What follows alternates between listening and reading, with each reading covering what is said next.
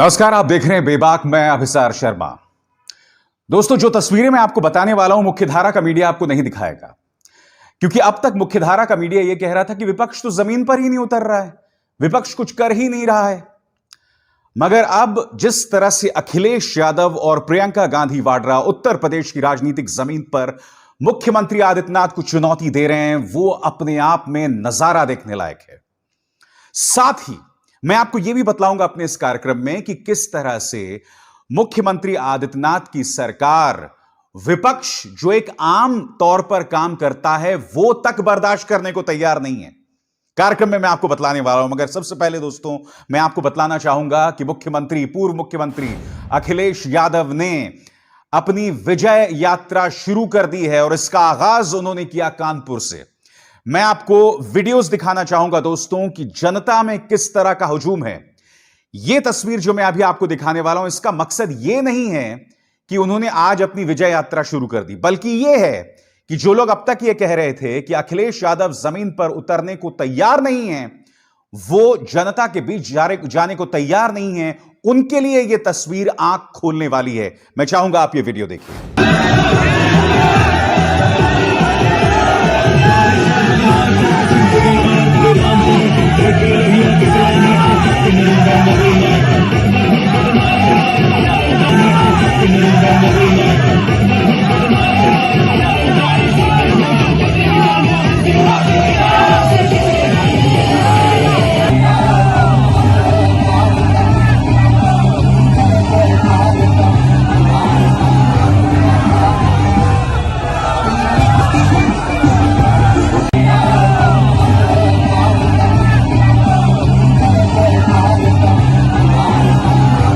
तो देखा आपने उनके समर्थकों का जबरदस्त हुजूम।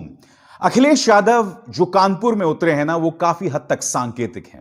उसे आपको समझना पड़ेगा, क्योंकि अखिलेश यादव गंगा पर उतरे हैं। जी हां, और गंगा के जरिए वो एक संदेश देने का प्रयास कर रहे हैं। दोस्तों, मैं आपको दिखलाना चाहूंगा कि गंगा में किस तरह से समाजवादी पार्टी कार्यकर्ता, देखिएगा किस तरह से नाव चला रहे हैं। यह अपने आप में एक सांकेतिक नजारा है और इसके जरिए अखिलेश यादव एक संकेत देना चाहते हैं, जो मैं आपको इस वीडियो के बाद बताऊंगा।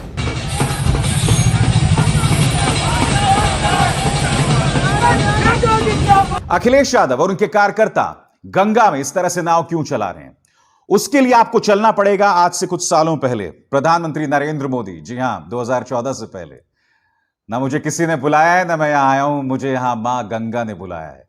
याद है प्रधानमंत्री नरेंद्र मोदी का वो बयान? सुनिए उस वक्त प्रधानमंत्री ने क्या कहा। न मुझे किसी ने भेजा है, न मैं यहां आया हूं, मुझे तो मां गंगा ने बुलाया है। खैर, तमाम पुराने नारों और वादों की तरह यह भी उनका जो नारा था या वादा था, वो एक ढकोसला ही साबित हुआ है दोस्तों। और मैं आपको बतलाना चाहता हूं कि अखिलेश यादव ने इस मुद्दे को लेकर किस तरह से हमला बोला है प्रधानमंत्री नरेंद्र मोदी पर। सुनिए। भारतीय जनता पार्टी ने गंगा मैया को धोखा दिया। जहां साफ होनी थी गंगा मैया, आज वैसी की वैसी गंदी है। भारतीय जनता पार्टी की दिल्ली और लखनऊ की सरकार ने जिस तरीके से उनके साथ धोखा किया है, किसान अपमानित हुआ है, नौजवान की नौकरी रोजगार छिने हैं, जनता के बीच में विजय रथ के माध्यम से जा रहे हैं, जिससे उत्तर प्रदेश से भारतीय जनता पार्टी का सफाया हो। अखिलेश यादव ने आज वहां पर जबरदस्त रोड शो भी किया दोस्तों, और इसकी एक झलक देख के आपको लगेगा कि कहीं ना कहीं आम जनता में विपक्ष अगर एक कड़ी चुनौती दे, उसे लेकर जबरदस्त उत्सुकता है। मगर बड़ा प्रश्न दोस्तों वही बना हुआ है कि क्या विपक्ष वाकई मुख्यमंत्री आदित्यनाथ और भारतीय जनता पार्टी को उसकी जमीन पर उतरकर चुनौती देने को तैयार है। मैं चाहूंगा दोस्तों कि आप देखिए कि अखिलेश यादव को उनके रोड शो में किस तरह की प्रतिक्रिया मिली।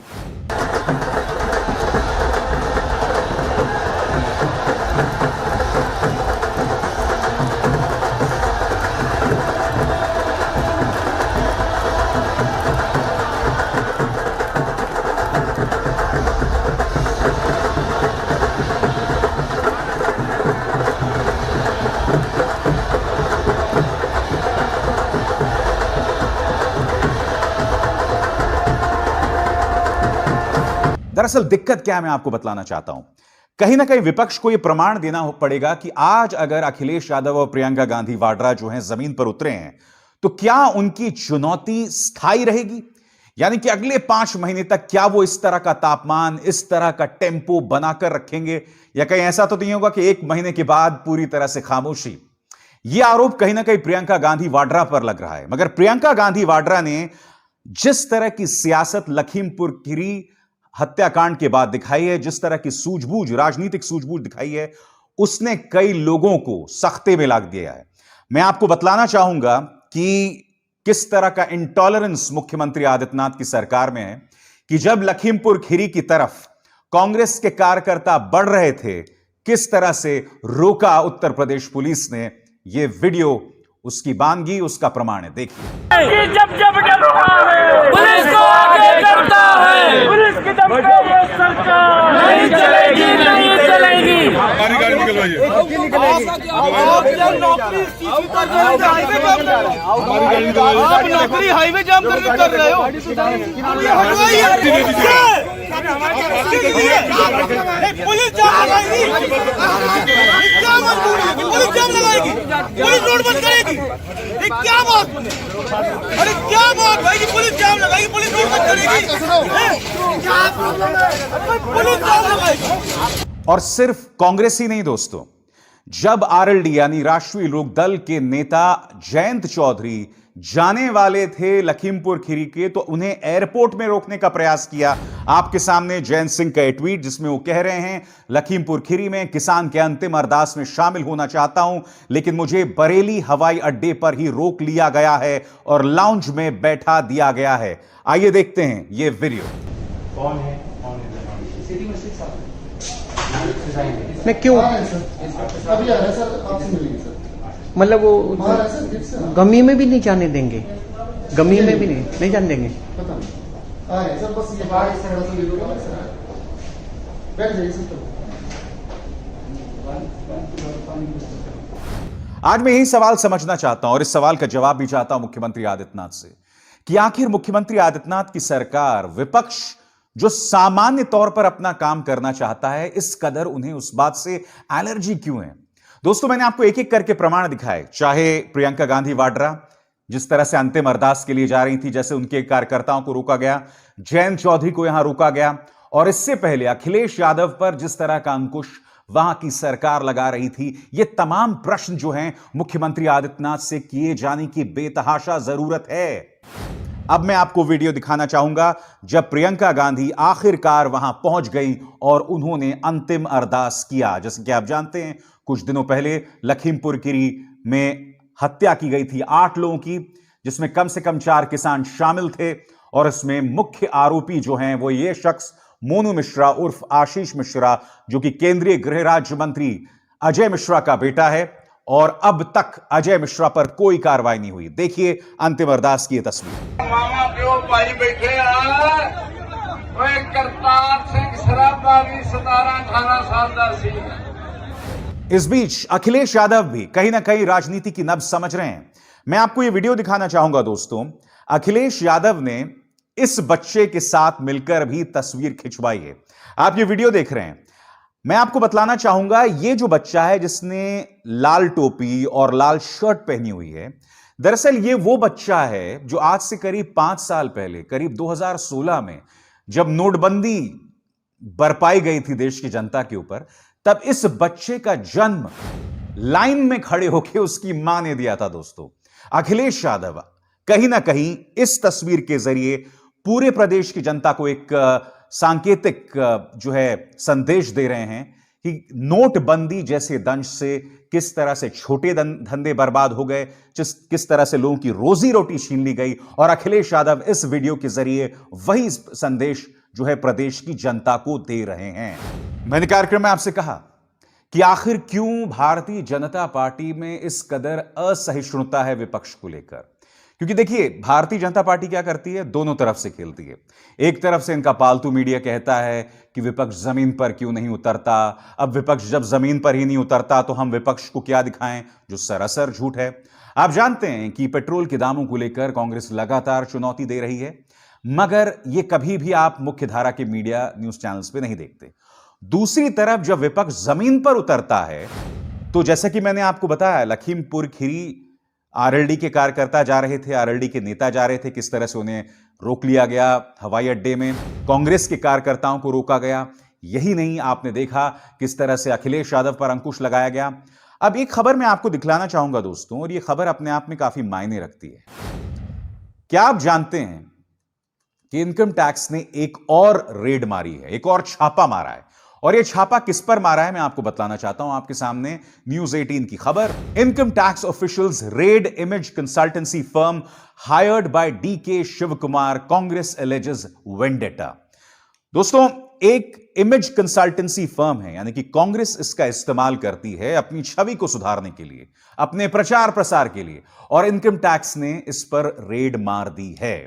डीके शिव कुमार, जो कि कर्नाटक के नेता हैं, जुझारू नेता हैं कांग्रेस की तरफ से, उन्हें निशाने पर लिया गया यहां पर। और कहीं ना कहीं डीके शिव कुमार चूंकि उनके क्लाइंट थे, जिसके जरिए वो कांग्रेस का प्रचार प्रसार इस संस्था के जरिए करवाना चाहते थे, इसलिए इनकम टैक्स ने इन पर रेड मारी है। भारतीय जनता पार्टी को किस तरह के लोग चाहिए मैं आपको बताता हूं। चाहे मीडिया हो, चाहे जजेस हो, चाहे सीबीआई हो, इन्हें सिर्फ वही लोग चाहिए जो जी हजूरी कर सकते हैं और कुछ नहीं। आपके स्क्रीन पर यह है अरुण मिश्रा, जो कि नेशनल ह्यूमन राइट्स कमीशन के चेयरमैन है दोस्तों, और उन्होंने अमित शाह के बारे में क्या कहा है दोस्तों, मेरे ख्याल से भारतीय जनता पार्टी के जो कट्टर समर्थक हैं वो भी शर्मा जाएंगे, क्योंकि ये वही अरुण मिश्रा हैं जब ये जज थे गुजरात के कोर्ट में, तब इन्होंने प्रधानमंत्री नरेंद्र मोदी की भूरी भूरी तारीफ की थी। क्या जज को यह बात शोभा देती है?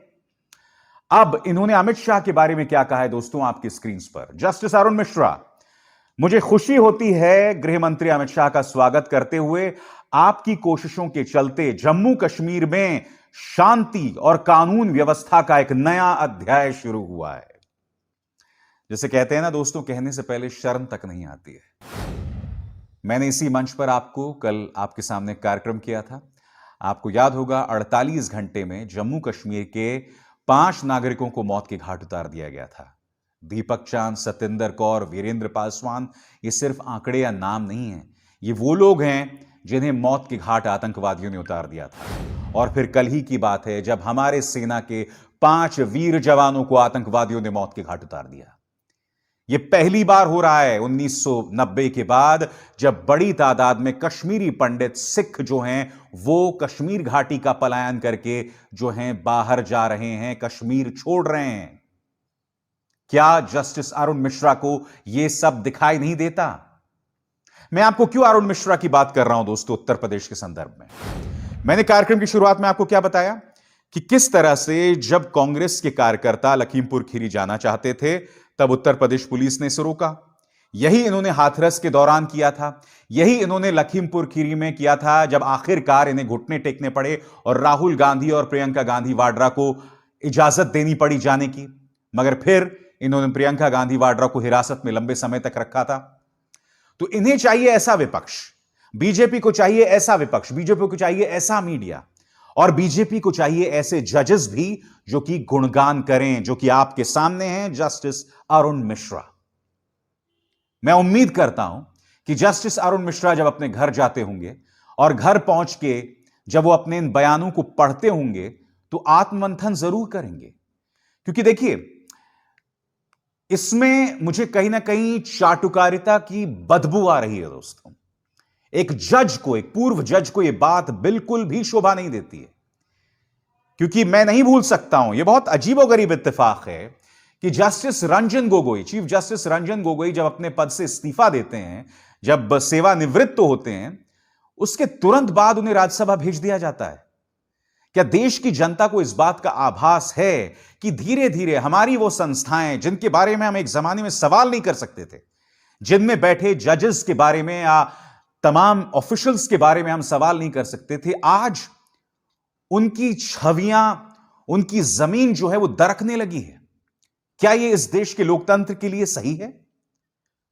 तो मैं कहना चाहूंगा दोस्तों, अगर इस देश का मीडिया खत्म हो जाएगा, अगर इस देश के जजेस नहीं रहेंगे, उनकी रीढ़ नहीं रहेगी, अगर विपक्ष जो है वो लाचार और कमजोर हो जाएगा, तो लोकतंत्र के मायने ही नहीं रह जाएंगे।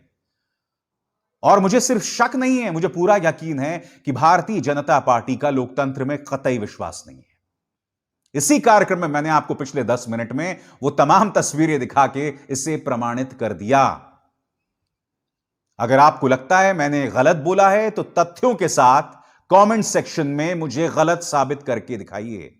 गाली गलौज तो आप में से कुछ भक्त आके देते हैं और आपकी कोई परवाह भी नहीं है मुझे, मगर मुद्दा वो नहीं है। अगर आपको लगता है कि भारतीय जनता पार्टी इस मौजूदा स्वरूप में अच्छे काम कर रही है तो प्रमाण के साथ बताइए। मैंने आपको बाकायदा बताया है, अपने कार्यक्रमों में भी लगातार बताते रहा हूं कि लोकतंत्र शब्द से, विरोध प्रदर्शन शब्दों से किस कदर नफरत है बीजेपी को। बेबाक में बस इतना ही। अब एसआर शर्मा को दीजिए इजाजत। नमस्कार।